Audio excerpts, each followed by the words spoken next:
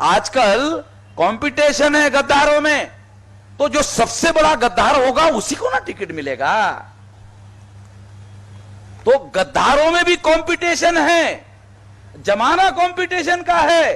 अब गद्दारों में कंपटीशन है तो ज्यादा से ज्यादा जो गद्दार होगा उसको ना टिकट मिलेगा। शास्त्री जी, आप समझते नहीं हो, आप विरोधी पार्टी को आपको मालूम नहीं है। शैलानी ने राजनाथ सोनकर शास्त्री के कान में कहा, सोनकर शास्त्री ने काशीराम जी को कहा, काशीराम जी ने हमको कहा, तो हमने सोचा आपको बता दूं।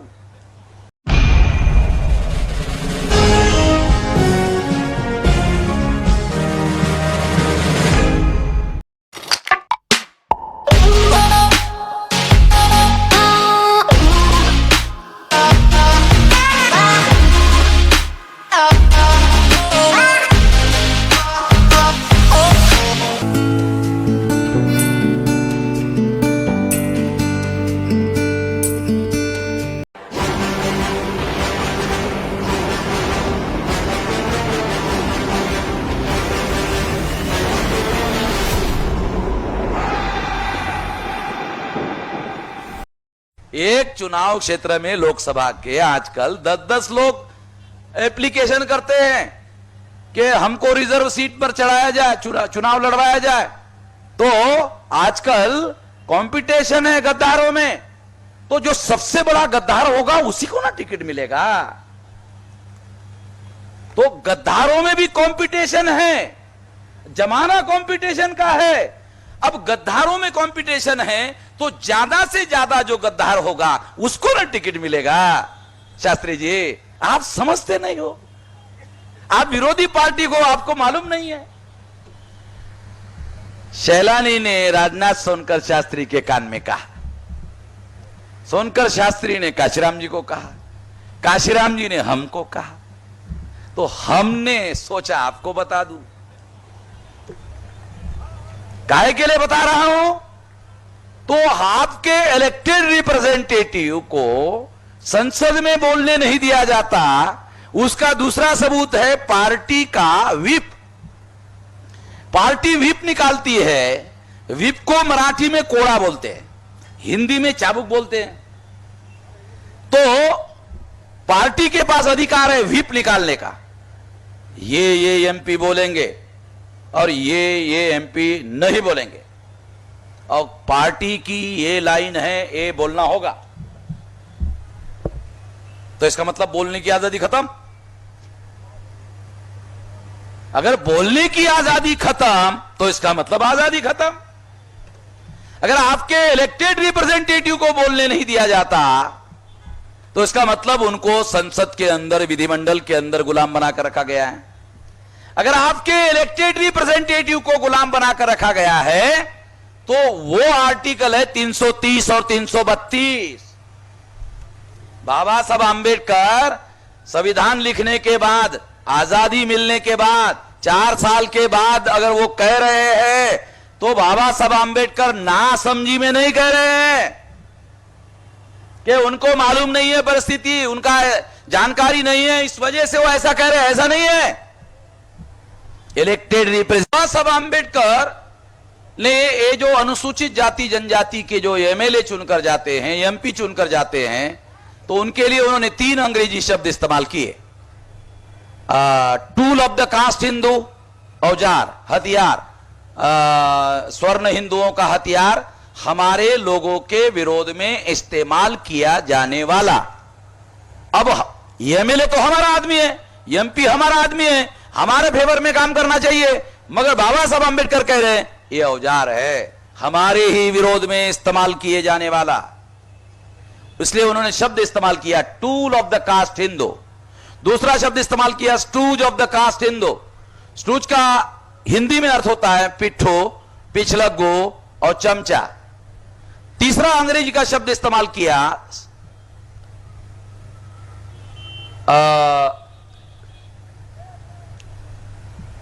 तीसरा शब्द अंग्रेजी का है agent of the caste Hindu.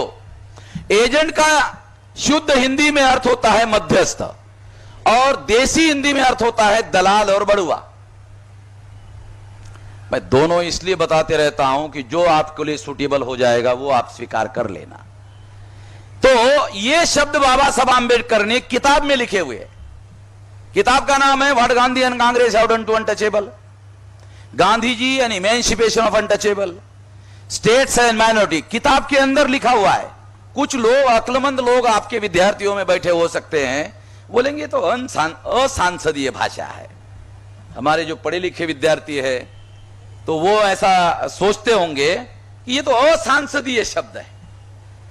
तो हमारे विद्यार्थियों को सांसदीय और असंसदीय शब्द समझ में आते हैं, बाबा साहब को समझ में नहीं आते थे। बाबा साहब ने इस्तेमाल किया ना ये शब्द। आप लोगों को सांसदीय असंसदीय शब्द समझ में आते हैं, मगर बाबा साहब को नहीं आते थे, इसलिए उन्होंने यूज किया। शायद ऐसा आप लोग सोचते होंगे, इसलिए आप लोगों को थोड़ा बता रहा हूं। एक बार लखनऊ में पुलिस महासंचालक रिटायर हो गया, उसका नाम बताना ठीक नहीं रहेगा। उसने यही कहा था मुझे कार्यक्रम समाप्त होने के बाद में, मेश्राम जी क्या ये शब्द असंसदीय नहीं है? तो मैंने उसको तपाक से जवाब दिया कि क्या बाबा साहब आंबेडकर को सांसदीय असंसदीय समझ में नहीं आता था? और आपको समझ में आता है, हैं? आपको पढ़ाने लिखाने की लड़ाई बाबा साहब आंबेडकर ने लड़ी। पढ़ने लिखने का अधिकार आपको बाबा साहब आंबेडकर की वजह से मिला। बाबा साहब की वजह से आप पढ़े लिखे हो गए, और आप इतने पढ़े लिखे हो गए कि बाबा साहब आंबेडकर कोई संसदीय भाषा बोलना नहीं आता था, यहां तक आप पढ़े लिखे हो गए। तो ये बात इसलिए थोड़ा सा आप लोगों को विश्लेषण करके समझा रहा हूं, क्योंकि हर चीज, हर शब्द के पीछे कोई ना कोई सोच होती है। इसलिए आप लोगों को बता रहा हूं कि आपके इलेक्टेड रिप्रेजेंटेटिव को गुलाम नहीं, गुलामी से भी बदतर गिरा दिया गया है। ये बाबा साहब आंबेडकर आशंका करते थे, उससे भी भयंकर हो गया है। ऐसे स्थिति में बाबा साहब आंबेडकर विद्यार्थियों को कहते हैं संगठित होना चाहिए। संगठित होकर केवल पढ़ा लिखा होने के बाद केवल आत्म केंद्रित नहीं होना चाहिए, और केवल अपने सुख सुविधाओं के बारे में नहीं सोचना चाहिए, अपने लोगों के आजादी के लिए सोचना चाहिए, और उसके लिए जीवन भर लड़ाई लड़ने के बारे में सोचना चाहिए। जब आप अपने लोगों के आजादी के लिए लड़ाई करोगे, उस लड़ाई में आपका सुख है। ये सारे बैकग्राउंड में है, तब आपको समझ में आएगा। अन्यथा ये जो सेंटेंस है ये सामान्य लगता है। अगर इस बैकग्राउंड में इस बात को समझा जाए तो ये बहुत भयंकर बात है। इसलिए साथियों, इस बैकग्राउंड के साथ में जो आप पढ़ लिख रहे हो, जो पढ़े लिखे लोग हैं, उसके बारे में बाबा साहब आंबेडकर की राय अच्छी नहीं थी। बैकवर्ड क्लास कमीशन को जो उन्होंने कहा, इससे प्रमाणित होता है।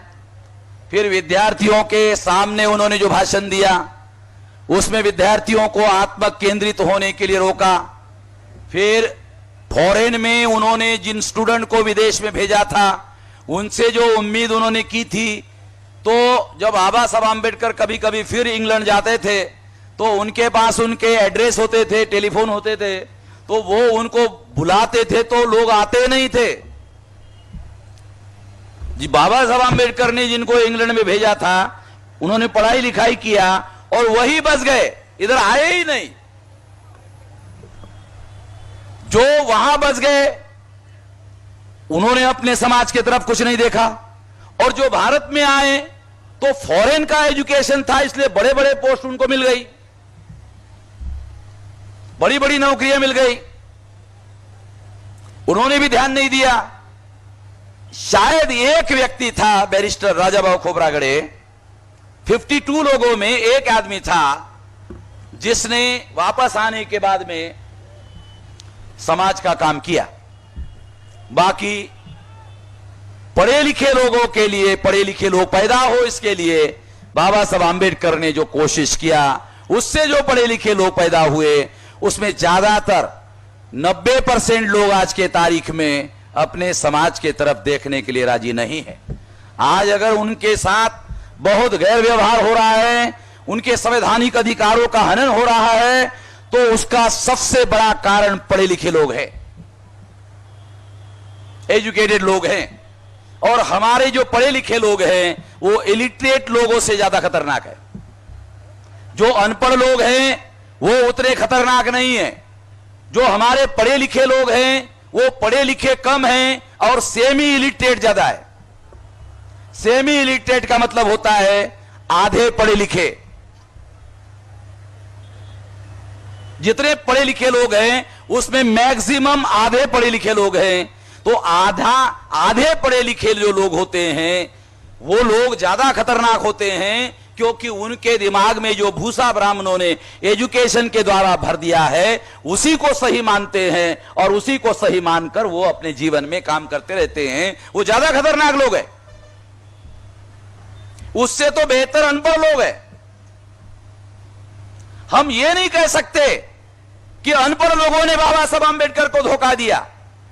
बाबा साहब आंबेडकर कहते हैं कि पढ़े लिखे लोगों ने मुझे धोखा दिया। बाबा साहब आंबेडकर ने यह नहीं कहा कि अनपढ़ लोगों ने मुझे धोखा दिया।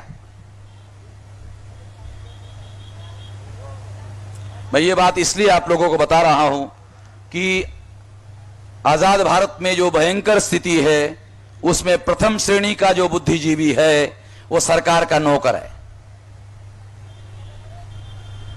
द्वितीय श्रेणी का जो बुद्धिजीवी है सरकार का नौकर है। और क्लास 3 और क्लास 4 के जो लोग हैं जिनकी बुद्धि क्लास 3 के लायक है, जिनकी बुद्धि क्लास 4 के लायक है, वो लोग आंदोलन चलाने के लिए नेता बने हुए हैं। हमारे बाबा साहब आंबेडकर के आंदोलन के जो संगठन हैं उनके नेता, ज्यादातर उनके नेता क्लास 3 और क्लास 4 के लोग हैं। अब आप बताओ, बाबा साहब जैसा पंडित, महापंडित आदमी जिन्होंने आंदोलन चलाया, उसके आंदोलन का नेतृत्व वर्तमान में क्लास 3 और क्लास 4 के लोगों के नियंत्रण में होगा, तो उसका सत्यानाश करने के लिए ब्राह्मणों की जरूरत है? ब्राह्मणों की कोई जरूरत नहीं है। अरे हम खुद ही सत्यानाश करने के लिए इतने पक्के हैं कि हम खुद ही ऐसे फैसले लेते हैं कि हमारे फैसले से ही हमारे समाज का और हमारे आंदोलन का सत्यानाश हो जाता है, और हो रहा है। मैं ऐसे नेताओं का नाम लेकर अपनी जबान को गंदा नहीं करना चाहता, और खामखा उनका नाम लेने से बड़ा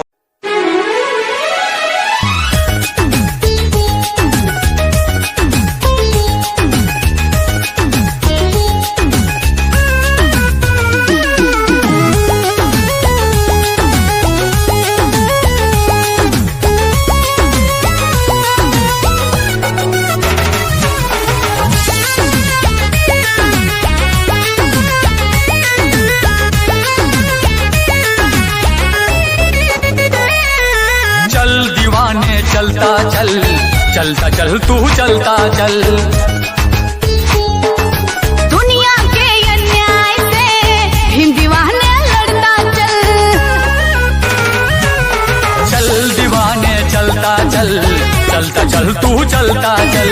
दुनिया के अन्याय से भीम दीवाने लड़ता चल। नागवंश का नायक है तू, द्रविड़ों का सरदार है, मौर्य वंश का है जुनून, तू भारत का रखवार है। तेरी भुजा में बसा हुआ है,